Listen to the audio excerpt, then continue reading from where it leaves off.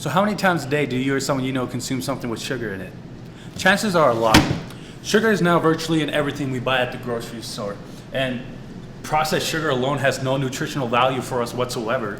The World Health Organization states that if we are going to have sugar on a daily amount, we should keep that intake between 6 to 12 grams per day, maximum, if anything. But if you're the type of individual that loves pizza, burgers, fries, sweets, chips, pop, junk food in general, just keep in mind that too much of a good thing can kill you. Of course, this won't happen right away, but if you keep having sugar each and every single day, you're more likely to suffer from diabetes, high blood pressure, heart disease, immune system disorder, tooth decay, even cancer.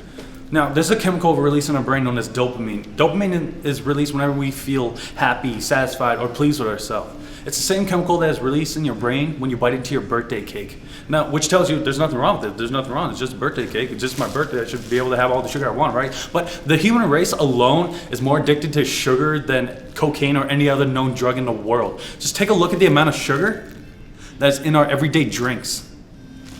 Hey there, you should buckle up, because here are the facts about sugar.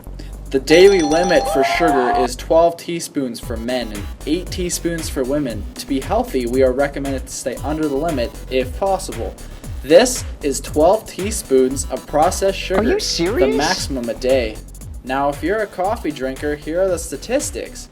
This is a large double-double, almost the daily limit.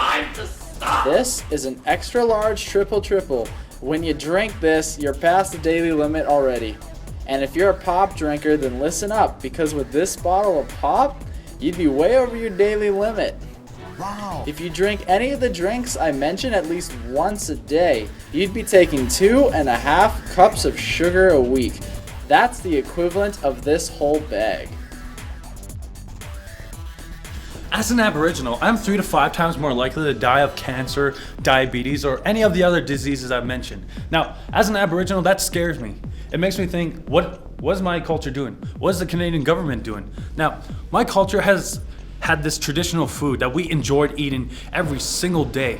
But now the Canadian food industry is gonna outlaw it. They're beginning to do it, never mind.